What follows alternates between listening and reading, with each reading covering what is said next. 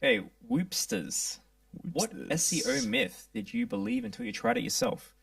Hey, SEO pros. For the longest time, I believed that Google ignores content below the fold. I focused all my key content at the top, thinking anything below wouldn't matter.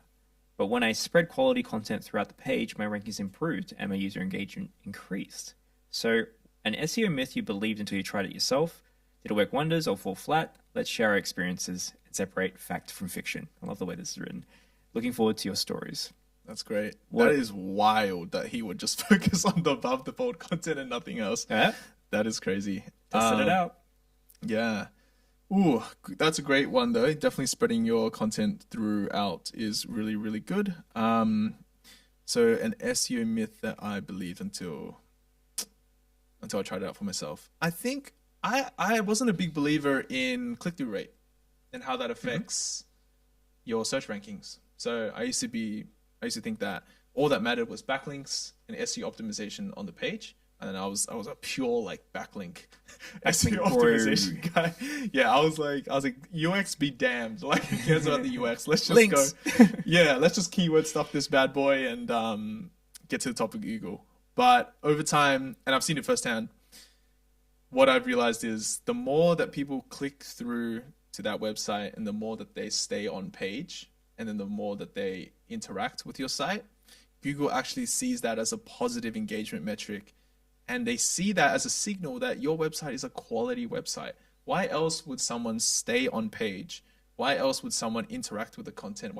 Else would someone visit other pages on your website if it wasn't a website worth exploring, right? And Google's ultimate job is to be able to get you to what you're looking for as fast as possible.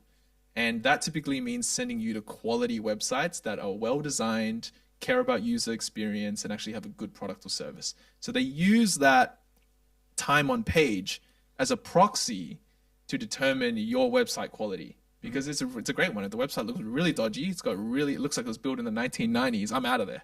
Like I'm clicking on it, I'm like, whoa, I'm gonna get a virus here. I'm out of here. And they see that they'll be like, time on page is like 3 seconds for this website. Mustn't be good because everybody's bouncing. But if they see like time on site is 3 minutes, 5 minutes, 6 minutes, they're like, wow, people are really staying on this page or this website for a while. Must be really good. I'm going to show this website higher because I have a high level of confidence that this is a quality website that people want to see. So, yeah, that was the myth that I busted. Myth busted. Yeah. What about you, Lawrence? I think the myth I always come back to is the no follow, do follow.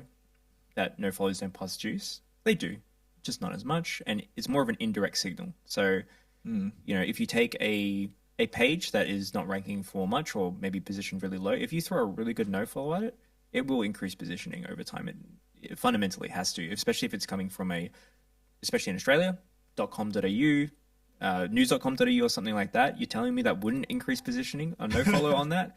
it's a People would nice looking indirectly, link. yeah, it's a nice looking link. So it's more the ranking factors. I think there's a lot of ideas around ranking factors being literal when ranking factors are also very just indirect things. So branded search volume, even paid search having an impact on SEO. It definitely does because Mm, people are going to dwell on the page. So mm, the ultimate lie, I agree with you, was Google saying, and they openly said this to their team, don't tell anyone that we use engagement, dwell time, click through rate for ranking factors, which they technically do.